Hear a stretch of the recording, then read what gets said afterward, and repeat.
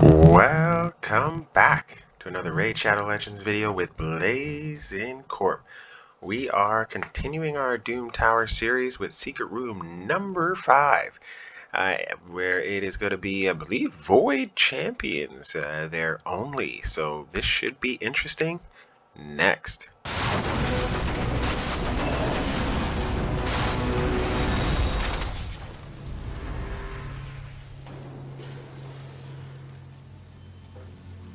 Alright, we are here with the rare Void Champions only, so we can't even use our legendary Void Champions or even our more stronger epic Void Champions. So this is a twist there, because there's not, as you get into mid game, you kind of stop focusing on the rares and you more focus on epics and legendaries. There's just part of the game. They have more to their kits. There's more upside potential there. So, I, much like other players, there have, kind of brought a few of these guys to 60. So you can see my Painkeeper and my Reliquary Tender, fully kitted out, kind of ready to go, all their masteries there. And then very similar to what we saw in the Barbarians, we had two good champions.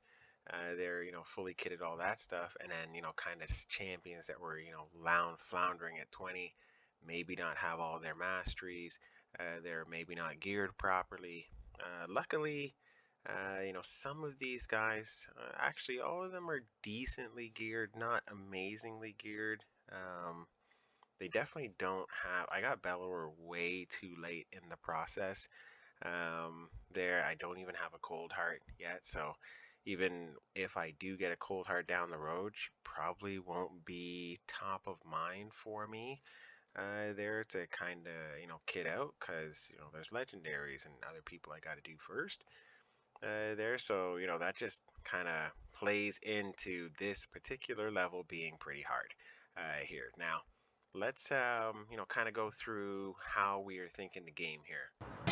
Main thing here, defense is going to be sustained here because we don't have a crazy build. There's no crazy nuker in here there. So we're going to sustain. We're going to put lots of debuffs, and we're going to keep the health up as much as possible. Now, what I'm doing here is my dagger is going to kind of be, what do they call it?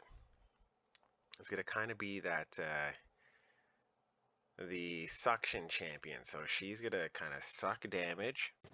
Are you stupid or something? There, and then she's going to keep getting picked up and then suck more damage so that they don't go after my other characters in this particular level there. So pretty interesting way I'm going to use dagger here on that end, but kind of interesting. There's lots of debuffs in here, so and the slow debuff on the AoE from Balor being really important here, so we can go decently fast. There's not really any kind of speed lead or anything like that, or even a speed boost here, but having a negative speed on the team is like having a speed boost, so kind of nice on that end. All right, let's get this thing fired up and rearing to go. All right, so we are here in the match. No one's really super geared here, so this is not going to be terribly fast here, but the main thing we are looking for is just taking down guys as fast as possible there and making sure they stay down there, and then obviously having sustain here, because there's not really a good healer on this team, even though Painkeeper does there her stupendous wave, I believe it is, or spectacular wave, I can't remember what it's called there, but her AoE attack that does give a little bit of healing back. But this particular Painkeeper is kind of built in a spectacular sleeve. That is what it's called there. This particular Painkeeper is kind of built with not super high HP there, because I want to put her in an unkillable team there, and then I kind of decided against it. So, but she's still pretty good. She's really fast, so I don't really have too many problems with her there as she is built currently. She could have a little bit more crit, though, that is for sure. But still does a hell of a heal. You saw 9,000, 8,000s there with her spectacular sweep. So, not really going to complain too much on that end. And she is still pretty fast. I believe she's around 220 right now. Wish everyone else was this fast, but, beggars can't be choosers there on this end.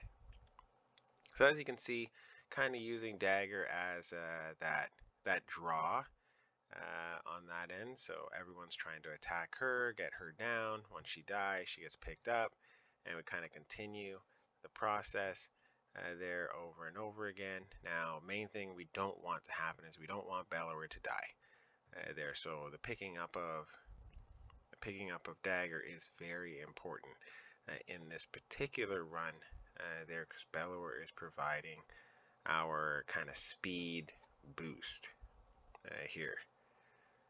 So very important that Bellower is not attacked as much, because he is not kitted too well, unfortunately. There, he's just not needed in any of my teams anymore, unfortunately.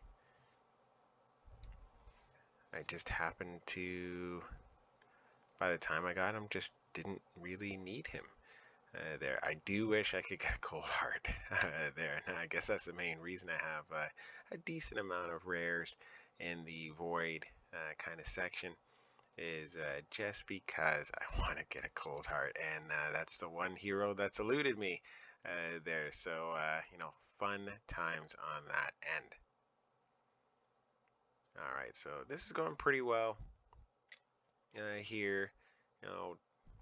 Just kind of glad there's no Reviver on this team, because that would be a nightmare there in terms of the enemy team on that end. Ooh, Bellower went down, but we should be in pretty decent shape now, so that should not matter. But obviously, Reliquary will pick him up there momentarily. But yeah, basically, if you don't have the same team that I have, just get someone who's going to do at least passive heals or heals with some sort of move there. Definitely get a Reviver if you don't have, OP champions like a Cold Heart or something like that there. And make sure they're fast. Speed is king here of the game, and if they're fast, they're going to be able to hit pretty hard. So Painkeeper there, her AoE damage, insane. She out healed Reliquary Tender there, but Reliquary Tender on a stat you can't see on this list, picking up people there, which is huge on that end.